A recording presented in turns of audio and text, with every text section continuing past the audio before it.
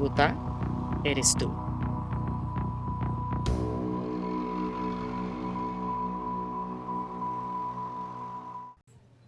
Buenos días, mi nombre es Mateo Perea, soy director de Tejidos Chacana, que es un colectivo artístico artesanal que trabaja tejeduría en Shakira y telar egipcio con sobrevivientes del conflicto. Soy historiador, artesano de oficio y muy contento de estar acá en este espacio para poder conversar un poco de más allá de lo que hacemos, sino cómo pensamos lo que hacemos. Gracias, Mate. Mi nombre es Manuela Álvarez, yo soy la directora creativa de Más. Mil gracias antes que nada por ese aplauso amoroso y generoso. De las cosas más importantes que ha pasado en este tiempo con todo el BMH ha sido encontrarme con un apoyo de la industria inigualable y absolutamente desbordado, y que realmente para mí ha sido sobrecogedor. No crean que haber estado en la semifinal y no pasar a la final ha sido una gran tusa, pero ya me fui a la sierra, ya me sané, me metí al río, le aullé a la luna y dije, todo pasa por algo. Pero más allá de eso es que ha sido de verdad demasiado increíble cómo los colegas, amigos, competidores, más warriors, clientes, han sido de verdad increíblemente parte de este proceso de crecimiento y sobre todo de esta belleza que está viviendo la empresa. En este momento, pues le doy la bienvenida a Mate. Mate y yo comenzamos a trabajar, Mate, hace 6 años. En 2021. Sí, hace 5 años, entonces, 5 años. Y ha sido increíble a trabajar con Mate porque yo sí creo que el cómo es incluso más importante que el qué. Nosotros creemos que la belleza y lo sagrado de los procesos es de las cosas más importantes que hacemos en la empresa, y sé que Mateo también. Entonces, pues de una vez ya iniciemos porque tenemos poquito tiempo y nos encantaría también con Mate, siempre lo dijimos desde que comenzamos a cuadrar este conversatorio, que al final pudiéramos tener un espacio en donde todos ustedes pudieran también preguntar y hablar de cositas importantes que salieron de este conversatorio. Entonces, vamos a iniciar, Mate, con para nosotros y para cada uno, y cómo lo exploramos, por supuesto, cada uno desde su papel. Su merced es de artesano y yo y diseñador, y yo y artista, que yo siempre digo a Mate que él es un maestro, diseñador, artesano, artista, y yo desde directora creativa y empresaria y artista también. ¿Cómo vemos la diferencia entre la artesanía ancestral y la artesanía tradicional? Bueno, es un tema, creo que tiene pues mucha tela. A mí particularmente me ha tocado abordarlo porque trabajo tejeduría en Shakira. Como ustedes saben, la Shakira está muy asociada a pueblos originarios en América Latina. Y a partir de allí, pues lo abordé desde mi formación como historiador, entonces empecé también a indagar un poco sobre el origen de este material.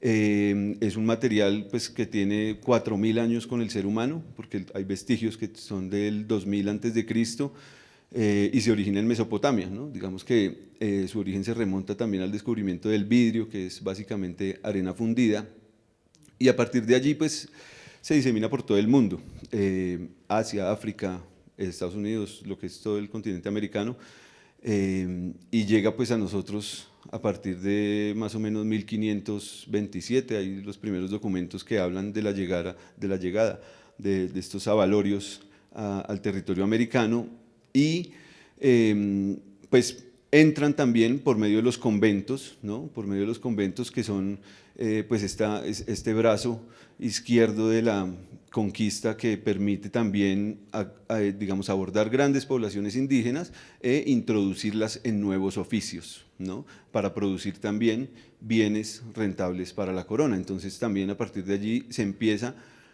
a usar la chaquira, el canutillo, las chinitas, como les decían en México, a las chaquiras más pequeñas, para bordar trajes tradicionales, para hacer piezas como de mesa, de mantelería, todo esto. Ya posteriormente, digamos que sí empieza un proceso pues y con esto ya vamos entrando un poco en materia, como que es uno de los temas que nos interesa abordar, se empieza a dar ya hacia el siglo XX casi pues muy cerca acá en el tiempo, un proceso ya de apropiación cultural inversa, en la medida en que este material le empieza a permitir a grandes poblaciones indígenas hablar de su identidad ¿sí? Que es un material que no producen ellos, que es un material que no hacemos acá ni siquiera en el país, que es un material que viene actualmente de República Checa, pero que nos permite también, digamos, como sectores, digamos, yo hablo de la categoría de arte popular, que es una categoría que tomo de los trabajos de Ticio Escobar en cuanto a producción artística de sectores subalternos, incluidos poblaciones indígenas, incluidos también, digamos, otros sectores de la sociedad. Entonces, a partir de allí, pues estos materiales nos permiten también reconstruir identidad y hablar también de procesos, como les decía, de apropiación cultural inversa, porque permiten también fortalecer procesos propios de otros colectivos de la sociedad. A mí me encanta hablar con Mateo porque es evidente que el señor es historiador, entonces siempre es una delicia charlar con Mate. Digamos que yo lo veo de una manera, esta parte que me encanta que Mate les pone sobre la mesa de incluso cómo puede ser una apropiación cultural inversa, que nosotros también en este momento estamos todo el tiempo pensando en cómo podemos ser delicados con lo que hacemos desde empresa, desde nuevos diseñadores, desde arte, desde todo, digamos, las vertientes artísticas, que puede ser moda, arquitectura, textil, etcétera. Yo he tratado de ser supremamente respetuosa y delicada, sobre todo delicada, lo cogemos mucho. Mate lo sabe en el equipo de trabajo con pinzas, y es muy diferente trabajar con artesanía ancestral a con artesanía tradicional. Para mí la artesanía ancestral, que es obvio, viene precisamente cuando uno trabaja, o cuando uno hace co-creación con artesanía ancestral, mejor dicho, cuando uno trabaja precisamente con comunidades indígenas, que son comunidades que vienen de generación, que tienen una cosmogonía propia, una filosofía propia, una simbología propia, y también una política propia, una política de cómo se manejan las cosas. Entonces, por ejemplo, cuando uno comienza a trabajar con artesanía ancestral, uno llega a la región y uno no llega tampoco a trabajar directamente con los equipos creativos o con los equipos artesanales de estas comunidades, sino tiene que pedir permiso al cabildo, uno tiene que pedir permiso a la región, uno tiene que pedir permiso a la comunidad. Es muy distinto, y precisamente ahí también uno tiene que ser muy específico y especial en preguntar ustedes qué quieren hacer con nosotros en correlatividad y en co-creación, porque simplemente podemos hacer un tema de manejo de nuevos materiales, pero de pronto la comunidad no necesariamente esté de acuerdo, o sí, o un tema más bien de estructuración de creatividad, que es lo que hablamos nosotros en nuestro 360 Holistic Sustainable Process, que es el 360 diseño holístico de Manuel Álvarez, que son 5 core values interconectados, que uno precisamente es la pedagogía y el otro es el direccionamiento creativo para laboratorios creativos de exploración artesanal, pero precisamente cuando uno se está metiendo con una comunidad que ya tiene un desglose cultural tan grande como los indígenas o como las comunidades indígenas, pues uno tiene que preguntar hasta qué punto sí se puede y qué no, y todo está perfecto dentro de ese manejo, siempre y cuando se haga evidentemente con todo hiper mega aclarado y desde el principio consensuado. En cambio, en desarrollo artesanal tradicional son precisamente todo el tema, digamos, de las tías, las abuelas, todo este tema que es como los crochets, los macramés, que son de generaciones atrás, sí, pero que son comunidades que no son parte de ninguna comunidad, digamos, cultural más allá de la nuestra propia, por ejemplo, bogotanos, cundinamarqueses, boyacenses, santanderianos, etcétera. Pero digamos todo nos atañe al mismo direccionamiento, digamos, creativo, y la misma sombrilla de que somos colombianos y somos parte de la comunidad colombiana. Esa es como la mayor diferenciación que he visto yo que pasa mucho, y es que como ahorita nosotros llevamos hablando de artesanía, Mate pues toda la vida porque es artesano de toda la vida, y yo pues desde que comenzó la marca, es decir, hace 13 años, nos hemos dado cuenta que ahorita, porque ha habido un boom y una explosión de la tendencia de trabajo con artesanía, la gente tiene unas prácticas absolutamente antiéticas, y es que, por ejemplo, la gente va, habla con comunidades tradicionales o con comunidades indígenas ancestrales artesanales, y lo que pasa es que, por ejemplo, entonces cogen una simbología y después uno está viendo entonces que una marca contemporánea cogió la simbología, es decir, cualquier cosa, de los Kamsavillá, del Valle del Segundo en el Putumayo, y se la metió a un jacquard hecho en poliéster industrial. Y eso ha pasado muchísimo. Y entonces después dicen que esto es una simbología sagrada o un montón de cosas. Entonces, Una de las cosas que yo quisiera hablar ante el público y como nosotros también hacemos las cosas es, para su merced mate, cómo se debe trabajar en comunidad y en correlatividad y en co-creación con una marca o con otro artesano sin caer en temas antiéticos y moralmente incorrectos. Uy, eso pues es una pregunta que aquí no se va a responder. Digamos que la idea también de la charla es que ustedes salgan con más preguntas que respuestas, porque esto es un debate que se está construyendo día a día y que se construye también en las relaciones, ¿no? Que se construye también por medio del trabajo y que pues se va explorando también, ¿no? Como que es importante saber, pues lo que dice Manu, como que la artesanía ancestral evidentemente pues parte de un contexto, digamos, de un pensamiento telúrico, ¿no? Situada geográficamente, un pensamiento telúrico que les permite también a las comunidades establecer una relación con el cosmos y todo esto, y tiene todo ese peso. Yo digo que el tejido realmente, porque bueno, y con esto una anécdota, cuando yo empecé como a tratar de formalizar un poco esto, en el 2014 yo me acerqué a un proceso de artesanías de Colombia, los laboratorios creativos de diseño y todo esto, y bueno, como que la primera pregunta, bueno, ¿cuál es la identidad de su marca? Y yo quedé en blanco, ¿la identidad de qué? Como que, ¿quién soy yo? Soy historiador, soy de Bogotá, soy de Colombia, soy hijo, soy, sí, como que todas esas identidades que tiene uno, cómo se reflejan en la marca, qué es lo que uno quiere transmitir a partir de allí, ¿no? Hoy todavía no he resuelto esa pregunta, pero yo creo que la identidad de un tejido, ¿sí? Digamos que la pertenencia de un tejido, sí parte del contenido simbólico que lo habita. Es decir, yo puedo tejer en Shakira, nosotros lo que tejemos en Shakira principalmente son rostros de desaparecidos, de víctimas del conflicto, de soldados asesinados en el marco del conflicto, de víctimas de crímenes de Estado. Tenemos un proyecto que se llama Urdiendo la Vida para tejer la paz con sobrevivientes del conflicto, entonces son las madres que llegan a tejer los rostros de sus hijos y a partir de allí digamos que se desarrolla un proceso o por lo menos se propone un espacio de sanación. Eso es uno de nuestros proyectos, digamos, más importante. Entonces, esa un poco también es la identidad, ¿no? Como que eso es lo que nosotros hacemos. Entonces, es tejeduría en Shakira, que se hace en el Putumayo, que se hace en Risaralda, que se hace en México, que se hace en Ucrania, que se hace en Estados Unidos, pero nosotros le ponemos nuestro contenido simbólico, ¿no? Habitado desde un lugar, ¿desde qué lugar? Pues un lugar de enunciación, ¿no? Sobrevivientes del conflicto que le apuestan a la paz por medio del arte. Con eso quiero decir, digamos que hacemos artesanía contemporánea, que eso es también otro término un poco pues, problemático en cuanto cuando estábamos hablando de diseñando, pues como lo que íbamos a hablar con Manuela, yo le decía que encontré hace poco un escritor que, parafraseando a Octavio Paz, dice: toda artesanía es contemporánea, ¿no? Porque toda artesanía responde a una necesidad del presente. Es decir, lo que están haciendo los Wounan en el Chocó en este momento, que a veces que trabajan, digamos, en hilo de cobre, ¿sí? Es artesanía contemporánea porque les responde a unas necesidades que tienen ellos hoy día en este momento, ¿sí? Que se ha influenciado por el mercado, por una cosa, por la otra, sí, claro, pero les permite a ellos relacionarse con el presente también. Entonces también es cuestionar un poco esas categorías que a veces tenemos como de pronto tan fijas en cuanto a la artesanía, en cuanto a la diferencia entre artesanía, entre arte tradicional, ancestral.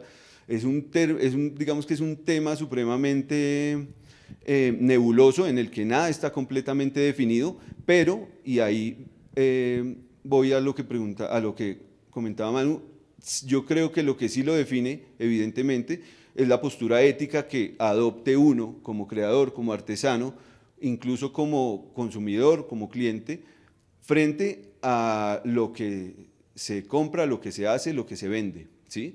Digamos que es un tema que está constantemente en construcción y en el que no hay una última palabra, ni hay términos definidos, digamos, con definición de diccionario sobre qué es qué, porque la cultura es completamente dinámica, ¿sí? Y, digamos, hay relaciones, claro, también está atravesado por relaciones asimétricas, ¿no? Entre comunidades, entre el mercado, entre comunidades, entre clientes. Entonces, con esto le doy paso a Manu, también digamos que me gustaría un poco, pues que Manuela también nos contara un poco cómo entra la artesanía en los procesos creativos a partir también de su relación y del inicio de Más, porque pues es un tema completamente, pues que se va construyendo, ¿no? Se hace camino al andar, se va construyendo también en la medida en que se va transitando, y Manuela pues lleva 13 años, como dice, como nos cuenta, transitándolo. Entonces también me parece interesante que nos cuente también un poco de su experiencia, cómo ha sido incorporar estos procesos artesanales a Más. Gracias, Mate. A mí me encanta esa frase que usted dijo de paz, y es toda artesanía en sí misma es contemporánea. Más que porque sea el huevo o la gallina, hay cosas que dentro de las buenas prácticas evidentemente sí son apropiación cultural, como lo que acabo de contar que han hecho varias marcas últimamente, pero yo sí creo que la base de todo ejercicio bien hecho es una buena práctica, y una práctica en donde precisamente estas asimetrías sociales y culturales puedan verse en su mayor estado, ojalá reducidas. A lo que voy con esto es que cuando nosotros cambiamos el modelo de negocio, que fue precisamente, la marca lleva 13 años, entonces lo cambiamos hace 11 más o menos, fue porque a mí me invitaron con otros colegas diseñadores a que trabajáramos con los Unampur y los Emberadóvida en el Chocó. Y el Chocó, como todos sabemos, pues es una de las regiones de mayor negligencia política y económica de este país.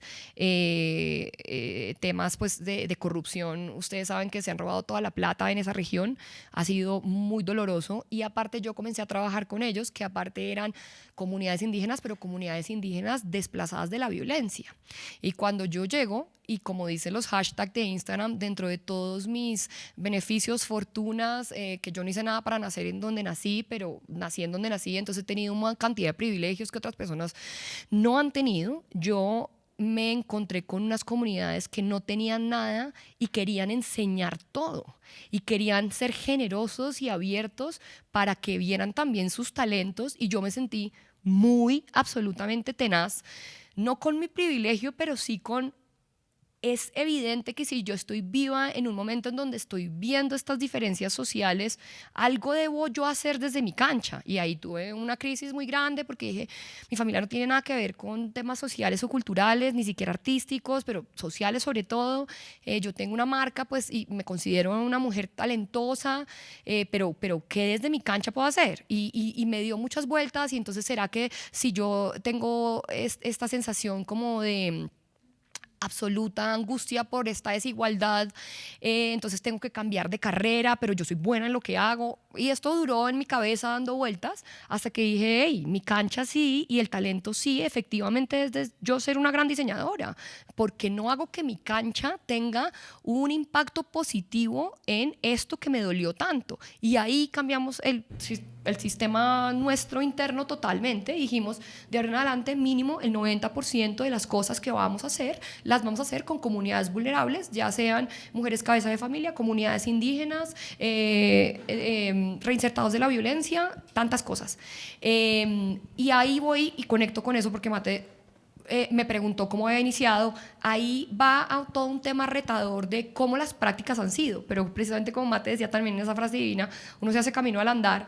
Yo a hoy puedo decir que tengo este 360 sostenible holístico de Más Manuela Álvarez, que hemos presentado 2 veces en la ONU, uno en el 2024 y uno en el 2025, es porque yo la he embarrado muchas veces, sobre todo al inicio. Entonces les pongo un ejemplo súper íntimo, pero claro, y yo ya estoy alejada del momento tan asustador que me pasó en ese entonces, porque precisamente pues yo ya he pasado tantos años en esto. Pero la primera vez que yo me fui a trabajar con los Curarte, que son Kamsa Villa del Valle del Sibundoy, que son Tere y Eisin Jacamejoy, que son grandes amigos, pero son mamá e hijo, estábamos trabajando con ellos precisamente con otro proyecto de maestros ancestrales, que era Revista Fucsia, Artesanías de Colombia y Club Colombia, y en ese momento comenzamos a trabajar con esta comunidad que era el Putumayo, pero en el Putumayo y en Sibundoy no hay solo esa comunidad, existen los Ingas y existen los Kamsavillá, y resulta que son comunidades completamente distintas, que tienen en sí mismos completamente cosmogonías y filosofías y cosas sagradas y rituales completamente distintos, pero nosotros iniciamos sin ninguna mala intención, pero con con toda la inocencia y la ignorancia, sobre todo del mundo, a trabajar con los Kamsa Villá. Y en ese equipo, que éramos varios diseñadores, trabajamos con varios símbolos de la cosmogonía Kamsa.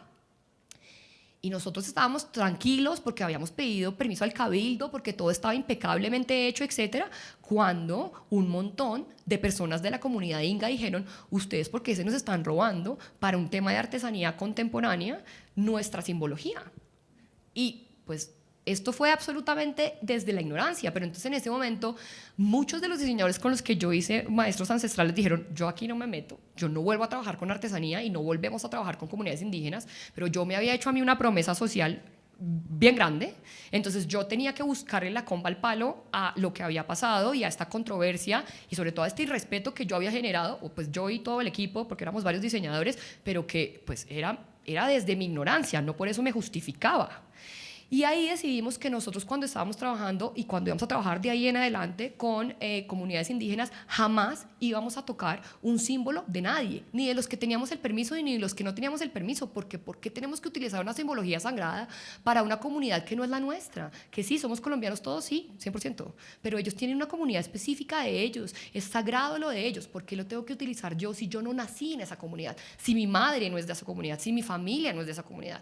Y desde en adelante pudimos trabajar con los indígenas 100%, pero nunca jamás tomando temas de la cosmogonía, de los rituales o de los símbolos de ellos. Y de ahí en adelante es precisamente como uno se hace camino al andar, pues uno también sabe que un montón de veces desde la ignorancia uno no sabe. Ahora, muchas veces esta bandera de la ignorancia le ha dado pie a que mucha gente se haga, perdónenme, la hueva y anden diciendo que es que ellos no sabían, cuando es obvio que pues hay cosas que no se hacen porque éticamente son incorrectas. Entonces, como para pasar ya otra vez de nuevo a mate, ¿qué hacemos nosotros como de prácticas básicas?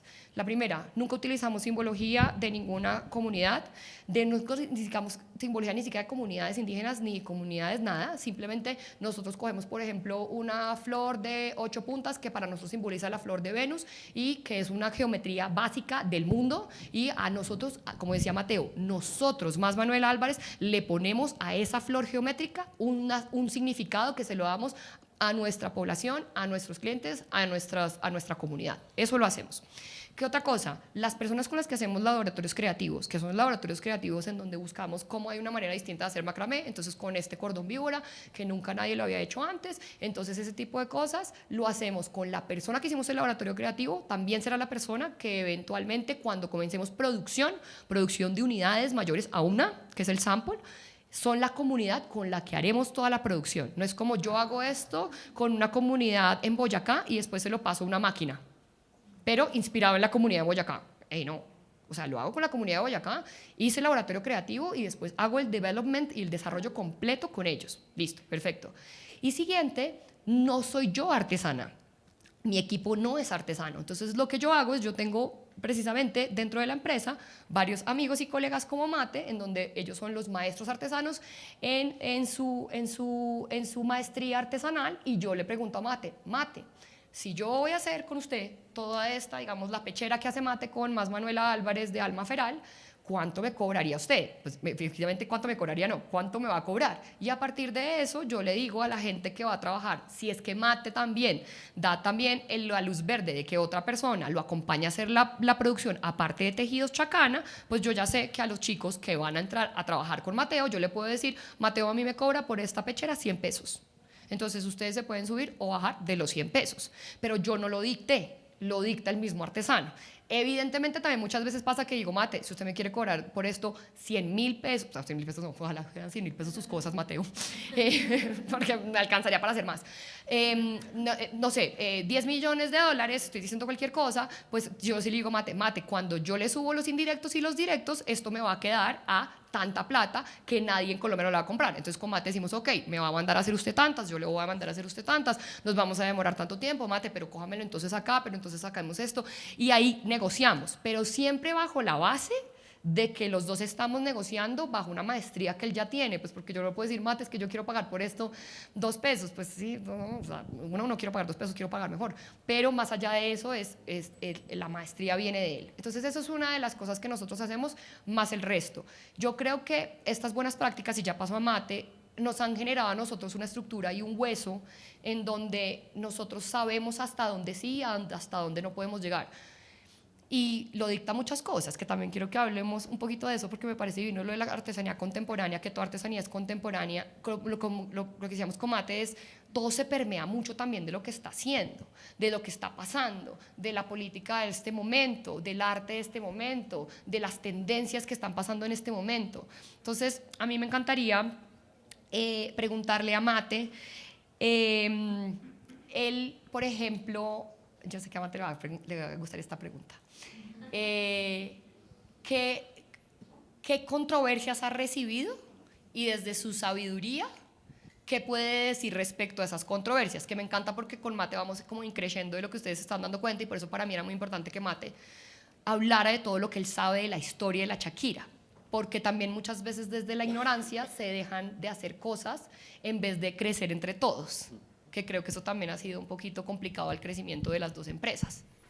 Sí, digamos que más que controversias son lugares en los que uno se encuentra a lo largo del trabajo, ¿no? Son formas en las que la gente percibe lo que uno hace.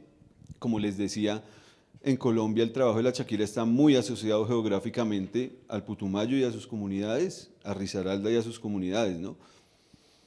El trabajo en la Shakira en el mundo se hace con muchísimo esmero en México. El pueblo huichol, digamos que incluso tiene una categoría de arte que es el arte huichol, tiene una bienal de arte en París, una bienal de arte huichol, digamos que han desarrollado a partir de la Shakira todo un sistema para representar su identidad que parte también, un poco muy como también se hace acá, de representar este universo imaginario, pues no, imaginario no, discúlpenme, este universo simbólico, que es lo que ellos llaman la niérica, que es la visión del peyote, ¿sí? En Estados Unidos también lo trabajan muchísimo todas las comunidades que están al suroeste, como les decía, en Ucrania, en África los ejemplos son mucho más numerosos porque tienen pues todos estos adornos que utilizan. Entonces la Shakira es importante también situarla en un contexto del mundo, ¿no? No es como que solo lo que hacemos acá en Colombia, sino que ha sido también una preocupación mía, digamos, un interés como educar, pues no educar, sino como difundir también que la Shakira es un material universal, ¿sí? Para mí el ejemplo del crochet es muy diciente porque, según conversaba yo con una amiga que ha estudiado mucho el tema, el crochet en La Guajira, por ejemplo, lo introducen comunidades capuchinas hacia 1900, ¿sí? Como forma también de aglutinar estas poblaciones indígenas, de, digamos que, aprovechar esta mano de obra y a partir de allí, que es un ejercicio también humano, de reinvención, de la capacidad de sobrevivir que tiene el ser humano acá y en toda parte del mundo, el pueblo wayú empieza a partir de esa técnica que le imponen verticalmente a expresar su identidad, y hoy tenemos esas mochilas tan hermosas y tan maravillosas que nos hablan de la identidad y de la forma en que un pueblo se relaciona con el mundo, ¿sí? Entonces a eso me refería yo cuando hablaba de procesos también de apropiación inversa, que es esa capacidad de reinvención que tiene el ser humano en todas partes, ¿no? Con la Shakira pasa lo mismo. Con la Shakira pasa eso también, que es un material que llegan es a cambiarnos por oro, ¿no? Porque el cuento de los espejos pues no era tan cuento, entonces traían cuentas de vidrio maravillosas, hermosísimas, pequeñitas, y entonces a partir de allí las cambiaban por mil cosas, incluso en un museo en Londres, y esto lo cita Alfonso Casas en un libro que se llama Historia de la Shakira en México, editado por el Museo Franz Mayer, dice que hay en el Museo de Londres mostrarios de Shakira, de avalorios, que dicen avalorios para la trata de esclavos, ¿sí? Entonces, que eran las cuentas preferidas por los esclavistas para cambiar por seres humanos. Entonces, digamos que con esto quiero mostrar que los procesos de aculturación, de intercambio, de la cultura en general, no se dan únicamente en un sentido, sino que el ser humano, como les digo, tiene la capacidad también de reinventarse y de tomar esas cosas que determinadas circunstancias históricas se le imponen para a partir de allí expresar su identidad, construir su memoria histórica y repensar su lugar en el mundo, ¿no?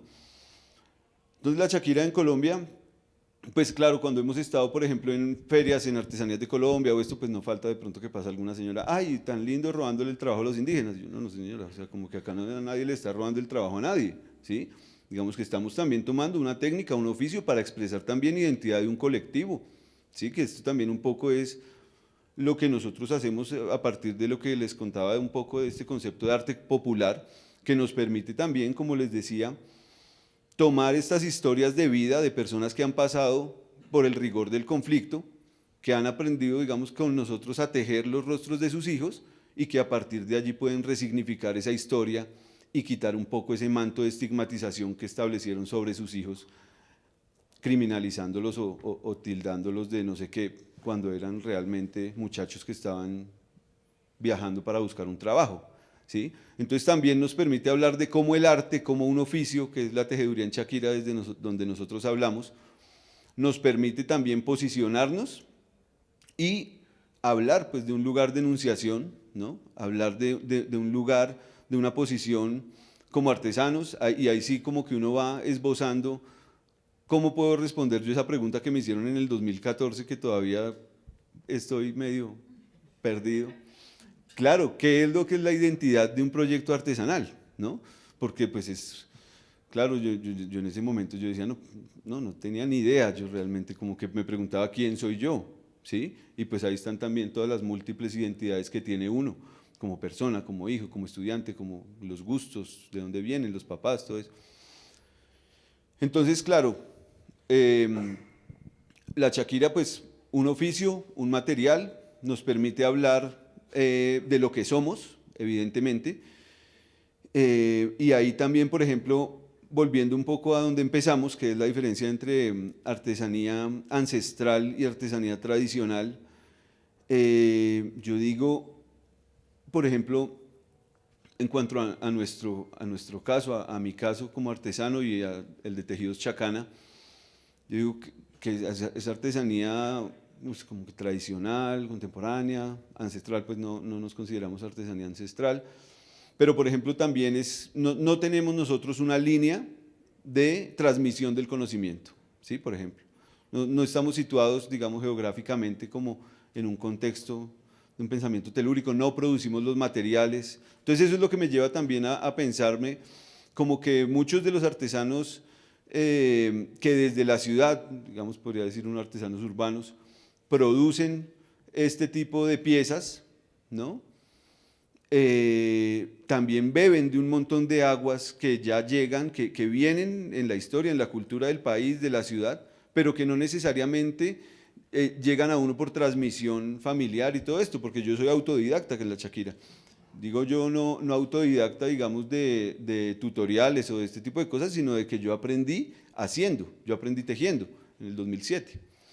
Entonces es un lugar también en el que uno va, y vuelvo a lo que decía hace unas líneas, va aprendiendo a situarse también desde el camino recorrido, porque nuevamente hay más preguntas que respuestas en lo que uno hace, ¿sí?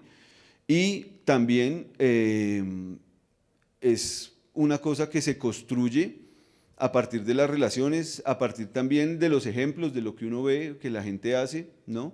Y de cómo se relaciona uno también con otros colegas artesanos y diseñadoras y diseñadores. Yo aprovecho, acabo de hacer un pequeño paréntesis, y es que yo a Manuela le tengo un afecto gigantesco porque Manuela y yo nos conocemos en el 2021, ella iba pasando por la calle y yo la abordé. Hola Manuela, mucho gusto, mi nombre es Mateo Perea, quiero trabajar contigo. Y ella me dice, ¿y qué haces? Y yo, no, ahí en la maleta tengo unas cosas. Y ella me dice, pero yo trabajo con comunidades artesanales, yo no trabajo con digamos, indígenas, yo no trabajo con, digamos, con personas pues, naturales, dijéramos, en términos tributarios. Y yo le dije, no, sí, trabajamos trabajo con sobrevivientes del conflicto. Ah, bueno, veámonos el viernes en la oficina, listo. Y yo llegué allá, pero pues en el 2021, yo pues soy artesano desde el 2007, pero digamos que el proyecto sale a la luz en el 2020, ¿sí? En el 2021 pues no se había hecho mucho realmente, como que algunos accesorios y esto, pero no. Y yo digo, Manuela creyó en mi trabajo cuando yo no había hecho nada. Yo no digo que ahorita se haya hecho mucho, pero pues digamos que Sí, sí, no, pues digamos que se han hecho 7 colecciones de moda con Manu y con Diego Guarnizo. Y la exposición de la que les hablo de Urdiendo la Vida para Tejer la Paz, pues ha tenido la oportunidad de recorrer Asia, de recorrer América Latina, Estados Unidos, y eso pues es... No ha hecho nada. Falta, o sea, digamos que... Gracias. No, se han hecho cosas muy importantes para el poco tiempo que lleva el proyecto, pero en el momento en el que Manuela conoce este proyecto realmente, o sea, como que ella de verdad, y aprovecho públicamente para expresarle mi afecto en cuanto a que creyó en este proyecto cuando no había mucho realmente. Entonces, pues Manu, cuéntame un poco también a partir de allí, digamos, cómo piensas tú el futuro de la relación entre artesanía, moda, como todo esto, ¿cómo lo ves tú? Mate, antes que nada, gracias por esas palabras generosas. Igual no es la primera vez que nos decimos las cosas porque yo y Mate somos hiper mega comunicativos con la gente, el uno con el otro, nos contamos todo, es como bueno. Yo la verdad creo que la nueva generación tiene una cosa muy bonita y es que se está haciendo preguntas incómodas y creo que eso está bien.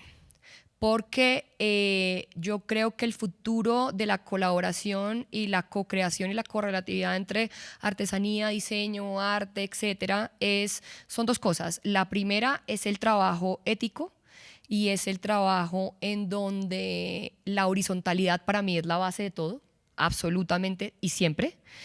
Lo otro es el entendimiento y el respeto, como dice Mate, sobre el otro que quiere decir, hacerse las preguntas correctas y también entender que cada uno tiene su propio camino, pero que hay un deber ser de las cosas en donde si mi propio camino va a ser a detrimento o a un efecto negativo para la otra persona, ese no es un camino correcto, es básico. O sea, y convengamos acá que ser un buen ser humano no es que sea tan difícil, ¿sí? Es simplemente tener un poquito de conciencia básica. Y aquí lo que yo meto es mucha comunicación. Y nosotros precisamente, creo que, bueno, con Mate es que ya nos hemos vuelto muy amigos, pero igual con todos los artesanos y con todo el equipo de trabajo, yo trato de ser hiper mega comunicativa. Es decir, mi equipo de trabajo sabe que yo peco es por decir las cosas en la cara de absoluta, como yo últimamente digo, asquerosamente honesta, nunca, nunca. Y respetuosa, esos son dos cosas completamente distintas. Pero para mí es muy clara la comunicación, absolutamente clara.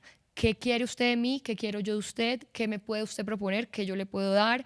¿Qué nos podemos dar juntos? ¿Cómo queremos recorrer este camino? ¿Cómo usted se siente respetado? ¿Cómo yo me siento respetada? Y de esa manera creo que ha sido bien. Incluso no ha sido fácil porque hace poquito tuvimos una reunión con todos los artesanos que trabajan en Más Manuela Álvarez porque estábamos teniendo problemas con otra marca que nosotros descubrimos este cordón víbora hace 5 años. Yo lo busqué por más de 9 meses, yo personalmente, a pesar de que tenemos un equipo de trabajo que lo hace. Y ahora esa marca lo está trabajando también en todas sus colecciones con muchos de los artesanos que trabajan en Más. ¿Por qué digo en Más y no para Más? Porque nunca jamás nosotros diremos nuestros artesanos. La gente que trabaja con uno, trabaja con uno. Nadie es de uno. Es que yo a hoy recibo llamadas de decirme, es que mi artesano está trabajando contigo. Y es como, ¿en qué momento compraste una persona? Es muy loco que eso pase en el 2026. Y me pasa, porque me llaman a preguntarme cosas. Y dentro de eso también nos hemos dado cuenta que hay que cuadrar muy bien el tema de laboratorios creativos. Hay laboratorios creativos que desde Más Manuela Álvarez se pagan ni siquiera desde mi bolsillo, sino desde el bolsillo, digamos, de la gente con la que hacemos proyectos. Entonces, por ejemplo, este lo pagó Adidas, el anterior Alma Feral, que también estuvo Mate, lo pagó Casa Social de la Mujer de Asodamas de Colombia y así sucesivamente. Entonces hay que entender ahí que ese laboratorio creativo se hizo con y para nosotros, es decir, los diseños que salen de ahí son diseños de la marca, pero las técnicas siempre van a ser de los artesanos, porque la técnica viene del artesano, es de la mano y del talento del artesano. Ahora, hay cosas que se tienen que precisamente preguntar, y es como si el artesano sabe que hace 5 años ha utilizado este cordón víbora para Más Manuela Álvarez, y llega una nueva marca a decirle y a entregarle en la portería del artesano varios kilos de este cordón víbora, el artesano se puede hacer preguntas y decir, ok, esto solo lo he manejado yo para Más Manuela Álvarez, ¿está correcto o puedo yo sentirme tranquilo, en paz, que lo voy a utilizar de la misma manera, en el mismo macramé, en el mismo color, con la misma técnica, con el mismo material? De pronto no, pero hay que hacer esa pregunta. Pero al artesano también hay que contarle que está bien y él tiene todo el derecho de hacerse esa pregunta. Y también de decirle a su proveedor o cliente, hey, yo te quiero hacer este trabajo, porque yo siempre le digo a todos los artesanos y a toda la gente de mi equipo de trabajo, nunca le digan que no a un trabajo, es una bendición. Pero dentro de eso, hacerse preguntas y también decirle uno al cliente, oye, yo estoy haciendo eso de pronto para otra marca, ¿por qué no me cambias el material? Y cámbiame la puntada y diseña tú de paso, porque tú tienes otra marca que no se llama más. Haz tu trabajo que se llama ser diseñador, diseña, ¿cierto? Pero es también es porque precisamente hay unas asimetrías sociales en donde mucha gente siente que no tiene el derecho ni el deber de preguntar y de hacerse preguntas y de poner límites, y todos lo tenemos. Entonces, todas esas cosas también son conversaciones duras, porque todos después de esa todos en esa conversación estábamos como, y entre artesanos se regañaron, y bueno, eso fue, mejor dicho, controversial, súper, hiper, mega saludable para mi equipo de trabajo, pero unos artesanos se agarraron con nosotros porque decían, hey, hay que respetar, y un montón de cosas, pero al final todos quedamos en, hey, sí, estas preguntas. Y los mismos artesanos como Mate, que son muy maestros, don Javi García, doña Sagrario Mora, ellos son los primeros que dicen, es que yo a mi cliente le digo que no, porque cuando es un no, es un no. Y Javi, a mí, Sagrario, yo por ejemplo no tengo redes sociales, yo no sé si ustedes saben eso, yo tengo las redes de más, que aquí hay varias personas que han manejado las redes de más, Malu y The Bold Project, que los amamos. Y yo no tengo, entonces yo no me entero muchas veces de muchas cosas, entonces mi equipo es el que me hace enterar de muchas cosas, pero dentro de eso mismo la comunicación está pues precisamente para que todo sea absolutamente transparente, ¿verdad? Y dentro de eso, por ejemplo, cuando yo llego con una referencia de cualquier cosa, de arte, de Pinterest, de un referente que viene en un viaje, y le digo a cualquiera de ellos, hey, sobre todo, digamos, don Javi y Sagri eran las personas que más le estaban diciendo a todo el mundo, hay que respetar, hay que no sé qué. En la última conversación que tuvimos, yo le puedo llegar a don Javi y decirle, don Javi, yo quiero hacer esto porque lo vi en Tokio, si hice cualquier cosa. Y don Javi me dice, no, yo le hice esto a Nico Rivero hace un año, se lo hice a Vane Gómez hace no sé qué, yo me puedo no enterar. Y ellos son también los que me pueden decir a mí, mano, yo con esto no voy a hacerlo con usted, invéntese otra cosa, diseñe. ¿Sí? No porque yo no estuviera diseñando, sí, pero entiendan el punto. Y de esa misma manera los otros artesanos que son un poquito más nuevos en trabajo en correlación y en co-creatividad se dieron cuenta que ellos también pueden decir, hey, señor cliente, yo sí te quiero recibir esta plata y sí te quiero recibir este trabajo, pero bajo estas condiciones. Y eso está bien para todos. Entonces, creo que eso es un poquito, yo creería que el futuro para mí es la comunicación, la horizontalidad, creo que es básico. Y yo creo que todos sabemos que es una buena o que es una buena mala práctica. El tema es no hacernos las huevas, ¿sí? Es eso, creo. Perdón por la palabra, pero es como muy expresiva. Mate, ¿usted cómo cree que es el futuro de la co-creación artesanal? Pues yo creo que desde hace un tiempo se ha visto un poco... no sé, yo veo dos movimientos en el mundo. Uno que va como a contracorriente, que es un poco todo esto de los slow food, slow fashion, todo este tipo de cosas, ¿no? Que se plantea también como la necesidad de que paren un momentico esta vaina porque ya se acabó todo, ¿sí? O sea, como que ya se acabó el agua que teníamos que consumir en toda la vida, todo esto. Entonces, como que hay personas que nos estamos cuestionando, como que este modelo económico que plantea tal vez que tenemos recursos ilimitados, no es tan así, entonces como que bajémosle un poco al consumo, como que un consumo más consciente, revisemos como este ritmo de vida tan acelerado, todo esto, ¿no? Como que hay personas que nos estamos cuestionando un poco ese ritmo, ¿no? Volver a lo artesanal, volver a los oficios, volver como a estas prácticas que nos llevan más hacia nosotros. Y pues por el otro lado, pues hay un movimiento que nos llena de ropa los desiertos, ¿sí? Y que nos vende comida súper económica que no se pudre nunca y todo esto, ¿no? Entonces, la artesanía se sitúa, pues obviamente ahí abajo porque es un proceso lento, ¿no? Es un proceso de creación, es un proceso, o sea, cuando a uno le dicen, no, ¿cuánto vale? No, vale 5. Ah, y si me hace 20, pues o sea, como que me gasto el mismo tiempo haciendo cada uno y a cada uno le pongo el mismo empeño y a cada uno le pongo, entonces la artesanía entra ahí abajo, yo siento que la artesanía viene cobrando como un impulso, ¿no? Telúrico ahí sí, porque pues el trabajo artesanal es telúrico, ya sea ancestral, sea tradicional, sea popular o contemporáneo. La artesanía yo creo que viene surgiendo con una fuerza súper potente, lo ve uno en el pabellón, el año pasado Artbo, por ejemplo, el proyecto curatorial del último piso era sobre textiles, ¿no?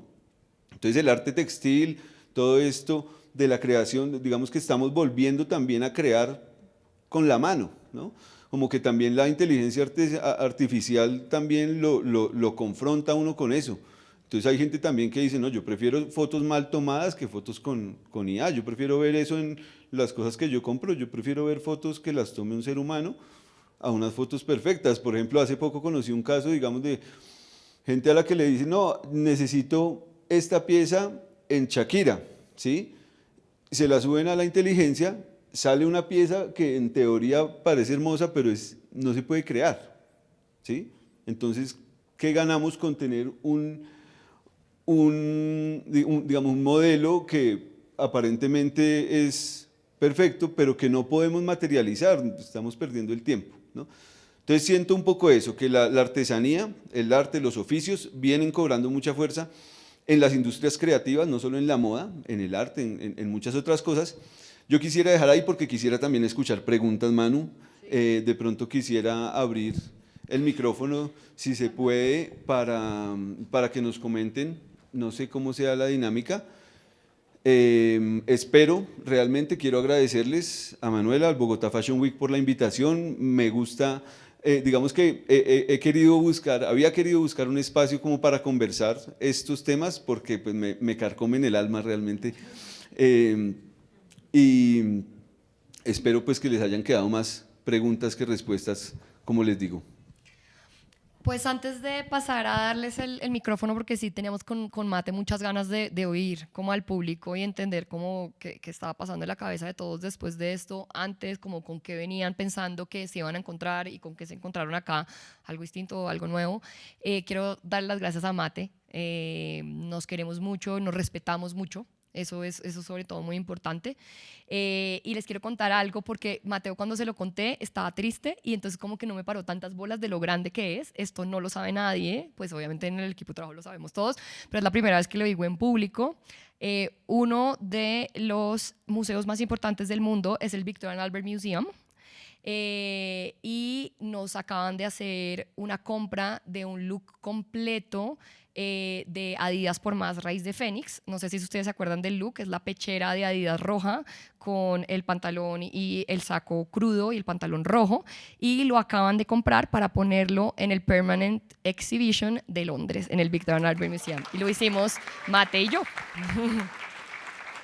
Entonces, pues esto es inmortalizar una pieza, pero es inmortalizar un concepto, inmortalizar una artesanía, inmortalizar una colección e inmortalizar también un poco lo que la artesanía contemporánea puede llegar a hacer y a proponer. Entonces, pues ahí les queremos contar la noticia grandota.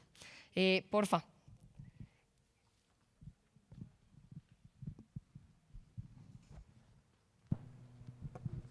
Hola Manuela, hola Mateo, yo soy Valentina. Me gustaría empezar preguntándote y enlazar lo que acabas de decir de la colaboración con Adidas, que me parece súper interesante y más allá de ser una crítica son preguntas, y es cómo fue esa relación y cómo han sido esas tensiones que has venido teniendo, que has venido pensando frente a trabajar como una marca como Adidas, en donde siento que son dos colaboradores que están poniendo un proyecto en donde cada uno tiene unas formas de producir completamente distintas, completamente opuestas, con una mirada muy diferente a lo que es la importancia de lo artesanal, la moda. Si bien Adidas ha intentado traer como este lugar más verde, igual sigue siendo una de las marcas que se ha encargado de que la ropa termine en los desiertos. Entonces, tengo más, es que toda esa pregunta y esa duda de cómo fue para ustedes y qué preguntas nacieron a raíz de ese proceso, porque me imagino que la oportunidad pues en ese momento era innegable o era demasiado grande para decir que no, o seguramente era un sí, pero me gustaría saber por qué fue ese sí y desde dónde se manejaron todas esas prácticas éticas que tanto son importantes para ustedes dos. Valentina, mil gracias. Y lo quiero poner desde la mesa, sobre la mesa desde ya. Nunca fue innegable porque yo la busqué. Es claro. O sea, y yo la busqué porque me parece precisamente que la marca, los core values de la marca, la artesanía contemporánea, tiene que estar exhibidos a ese nivel y con ese tipo de colaboradores. Ahora, yo lo que puedo hacer, y fue lo que hicimos, es responsabilizarme por el proyecto al que yo y la gente con la que yo trabajo entrábamos. Entonces, lo primero que le dijimos a Adidas Colombia y a Adidas Panamá, digamos a Adidas Latinoamérica, fue: nosotros vamos a ser más costosos, porque vamos a hacer laboratorios creativos, porque vamos a hacer una visita al Putumayo a hacer entendimiento sociocultural, porque vamos a hacer estrategias y módulos pedagógicos con todas las personas que van a trabajar acá, y con todos los artesanos que van a trabajar acá, ya sean tradicionales o indígenas. Vamos a ser más demorados, entonces les vamos a costar más en sí mismo por eso. Y todas las historias que nosotros digamos que tienen que salir, deben salir. Es decir, cada artesano, cada nombre, cada técnica. Eso fue la primera cosa. La segunda cosa es, nosotros hicimos una semana de laboratorio creativo y sociocultural en el Putumayo con los Curarte, que son Eisen y Tere. Y nosotros llevamos trabajando con ellos más de 10 años, pero yo les dije a Adidas: yo necesito ir al Putumayo a que esta comunidad, que son los Kamsavilla, los Curarte, definan para ellos dos cosas. Uno, si quieren hacer parte, si el pago lo propusieron nuevamente los Curarte y nosotros se lo pasamos a Rasconchan, pero aparte de todo, para ellos, ¿qué significa crear un logo en chaquiras a mano hecho por una comunidad indígena? No era no crear un logo. Nosotros fuimos a hacer un laboratorio sociocultural de técnica, pero sobre todo sociocultural, de una semana, en donde las preguntas que nos hacíamos era: olvídense que eso es el trifolio de Adidas. El trifolio es el trifolio de Adidas. Piensen para ustedes qué significa esta forma o cómo ustedes lo quieren abordar. Entonces estuvimos en La Maloca, estuvimos con el Taita, y hicimos todo un andamiaje de entendimiento, y para ellos significaba muchas cosas, pero el que quedó más como estructurado sobre toda la comunidad artesanal con la que hicimos los trifolios que hicimos, que fueron como más de 600 trifolios, hechos todos por Curarte, para ellos significaba la flor del maíz, o sea, como el maíz, como 3 maíces, y para ellos y las comunidades andinas el maíz es la vida. Entonces el maíz es la abundancia, y a partir de ellos dijeron: ok, nosotros haciendo estos trifolios vamos a sentir mientras tejemos que esto es un tema de abundancia para nosotros y para quien reciba este pantalón con este trifolio o las piezas con este trifolio. Y una vez eso ya dijimos pues Adidas dijo que sí a todo, porque yo solo puedo hablar, esta pregunta me la hicieron a mí en el BMH en París, igualita, pues digamos en el mismo corte, y dije: yo no puedo hablar de una Adidas que yo no conozco, o sea, no que desconozco, que es el tema de la contaminación, eso no lo desconozco, pero que yo no conozco es cuáles son las prácticas de una Adidas con el que yo no he trabajado. Yo trabajé con Adidas Colombia y las prácticas fueron impecables, porque yo antes de ganarme ese premio les dije: yo me quiero ganar este premio, posiblemente estoy presentando la mejor de todas las estrategias para este premio, la mejor de todas las colecciones, porque yo sabía yo cómo estaba compitiendo, y cuando competimos en más, competimos a matar. Pero yo también les dije: va a costar más para ustedes en todo sentido. Yo les voy a poner más pereque, mi gente se va a demorar más, yo les voy a tener que pedir más plata para ir al Putumayo, o sea, más visibilización. El press release va a ser el doble de grande, porque yo tengo que hablar de todas las artesanías que utilizamos. O sea, ¿me explico? Entonces yo puedo hablar de ese Adidas.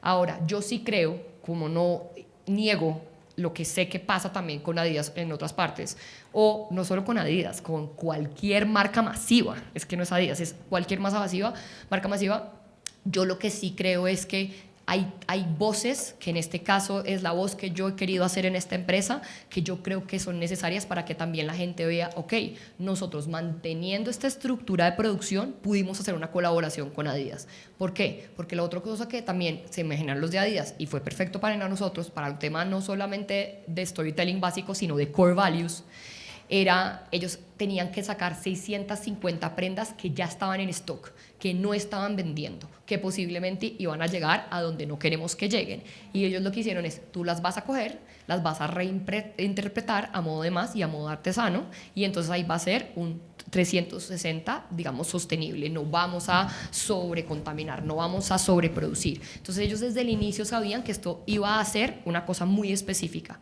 Lo que demostramos aquí es que con la labor artesanal de networking la labor creativa y de producción, con el networking artesanal que llevamos haciendo todos estos años, nosotros pudimos en 2 meses y medio, 3 meses, producir más de 600 piezas, 650 piezas artesanales para una Adidas por Más, en donde decimos, trabajamos con las mismas personas que hemos venido trabajando hace 10, 11 años, fueron el mismo equipo de trabajo, pero el mismo equipo de trabajo trajo gente de su misma comunidad para que esto fuera posible, con los pagos bien, con los tiempos bien, y todo sosteniendo el tema de absoluta trazabilidad, y todos los procesos están documentados de la A a la Z. Entonces, más que yo decir que era innegable, era que para mí era importante que una marca de nuevo lujo sostenible se diera cuenta que uno sí puede llegar a esos niveles de crecimiento manteniendo la ética y manteniendo el respeto por el proceso. Por eso para mí era, no, ay, me lo dieron y miro a ver si lo cojo. No, yo me lo quiero ganar, ¿sí? Era como darle la vuelta al tema. Mate, ¿usted quiere decir algo sobre Adidas? Sí, un poco eso, digamos, algo muy básico que todos sabemos aquí es que nunca uno va a tener contento a todo el mundo, ¿sí? Porque a nosotros nos increparon un poco eso, que Adidas, que una marca, que esto, que... Igual tenemos que trabajar, ¿sí? Igual nos sirve también un poco volviendo a cómo puede uno también aprovechar o voltear esas situaciones, el hecho de que una marca use piezas que elaboró, por ejemplo, doña Nancy Gómez, que es la madre de un firmante de paz, que vive en la localidad de Bosa, que una pieza que ella elaboró haya sido parte de una colección de una marca como Adidas, a nosotros nos sirve también para posicionarnos como colectivo artesanal, y para posicionar que el trabajo que nosotros hacemos, digamos que está también parado pues desde este lugar de enunciación social, ¿sí? Y nos reunimos en el centro de memoria y allí hacemos piezas a veces para una marca o para la otra. Entonces también digamos que no soy partidario como de quedarse uno al lado, no, es que sabías, entonces se queda uno al lado solo criticando, no, hay que hacer, ¿sí? Hay que hacer, o sea, y si nos paramos allá también nos permite ese lugar hablar de lo que nosotros hacemos, ¿sí? No es solo pararse allá y tomarse las fotos y farandulear, no, también aprovechar como un lugar de esa visibilización, porque realmente nosotros hemos tenido, yo creo que tal vez 2 momentos de visibilización importantes. Uno fue hace ya casi 4 años cuando María José Pizarro utilizó una pieza que hicimos en el proyecto de Bosa, en la espalda, en la posesión presidencial, y el de Adidas, ¿sí? Entonces, cómo esos momentos de visibilización nos permiten dar a conocer el proyecto, dar a conocer las actividades que hacemos, dar a conocer los talleres que dictamos gratis, ¿sí? Entonces también es cómo puede uno aprovechar una oportunidad de esas, porque pues Adidas, como tú lo has dicho, Valeria, es una marca mundial. Claro, hay que tener un filtro, ¿no? Digamos que tampoco uno se regala, pues, pero también cómo puede uno aprovechar esos espacios.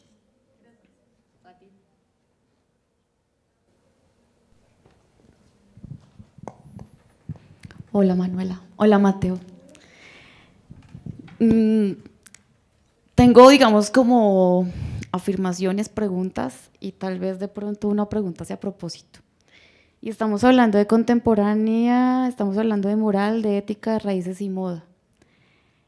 Y todas entran. Y creo que la base del trabajo con los artesanos se radica básicamente en eso, ¿no? En la ética, en la moral y en el respeto y hacia las formas de comunicación, e inclusive nos remontamos hacia la lealtad y hacia que antiguamente lo que valía antes era como la palabra, ¿no?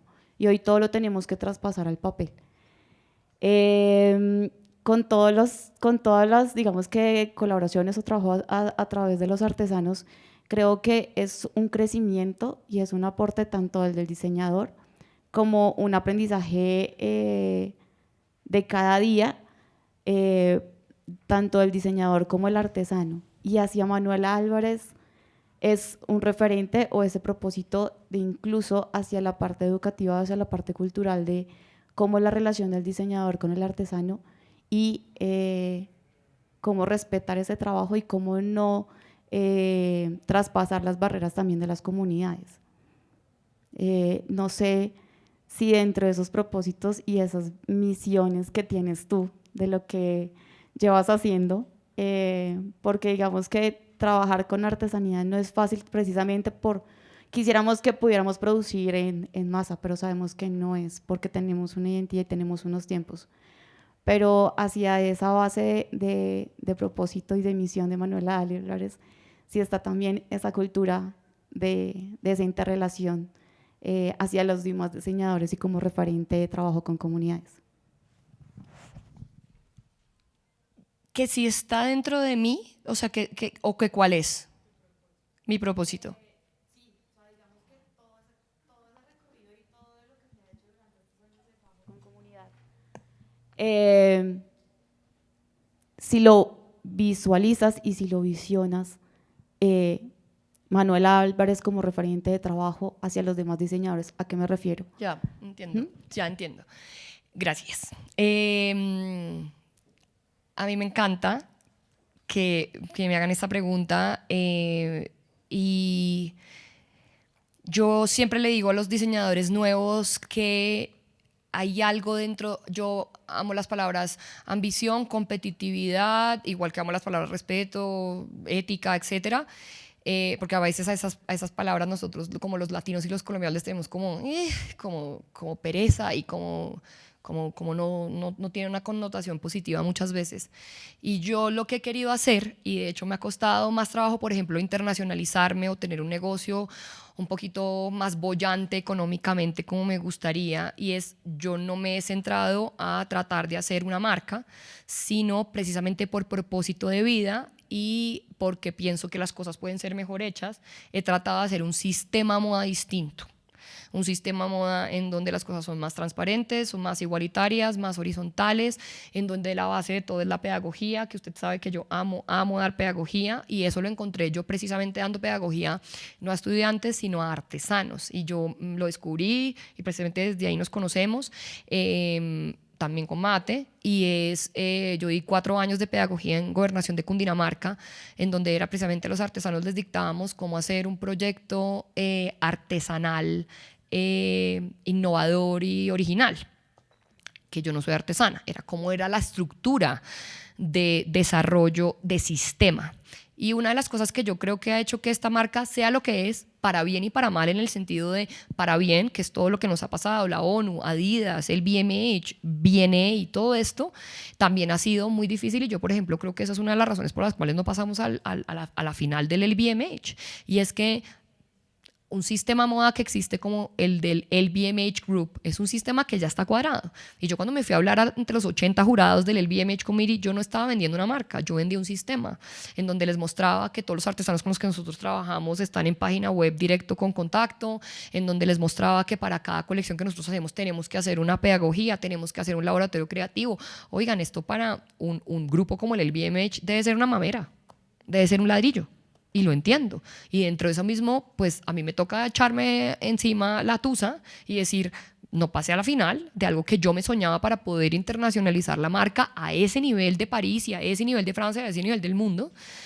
Y no pasó. Y a mí todo el mundo me dijo, cállate de la gente que conoce las cosas del medio, cállate con el sistema, cállate. Habla desde la estética, habla desde la conceptualización, cállate con el sistema. Pero es como tratar de decir que yo soy mona. No soy mona, yo soy de pelo negro. Entonces tengo que ir a decir allá en París que yo no soy mona, que yo soy de pelo negro. porque el sistema está intrínsecamente dentro de mi propósito de vida y es, yo no quiero tener una marca, a mí una marca de moda me parece cool, chévere y me ha dado todo, pero es que yo no creo que me ha dado todo lo que yo tengo, mis mejores amigos, mi plata, mi casa, pero sobre todo y más que todo mi humanidad me lo ha dado esta marca, pero no es porque sea una marca, es porque es un sistema que yo en lo que yo filosóficamente concuerdo para yo pararme los días que está muy difícil pararse de la cama, que todos los tenemos. Entonces sí, definitivamente para mí el propósito sí es absoluto, porque yo no podría tener el perrenque que tengo y trabajar al nivel en el que yo trabajo si fuera por ambición solamente a tener una marca bonita o mucha plata. De hecho, me estoy haciendo menos plata de la que debería, pero está bien porque por lo menos estoy tranquila hablando con Mateo y hablando con todos ustedes y poniendo la cara de una manera transparente. De otra manera, de pronto no lo podría hacer. Entonces, es un propósito de vida absoluto y me llena la tripa, la verdad.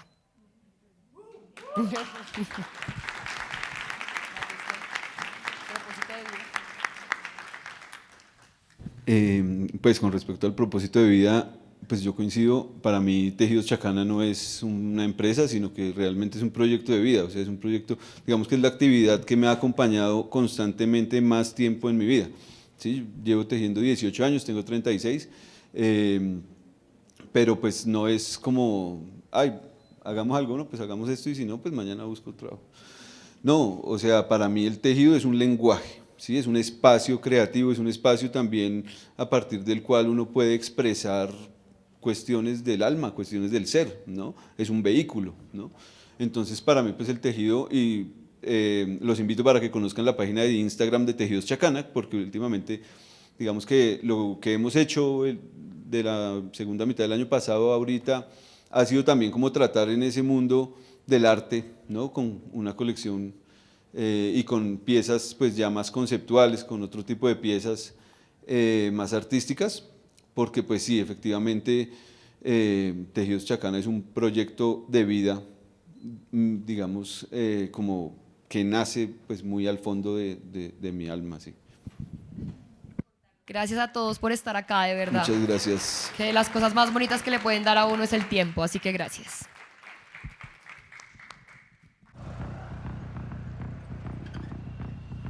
Bogotá, eres tú.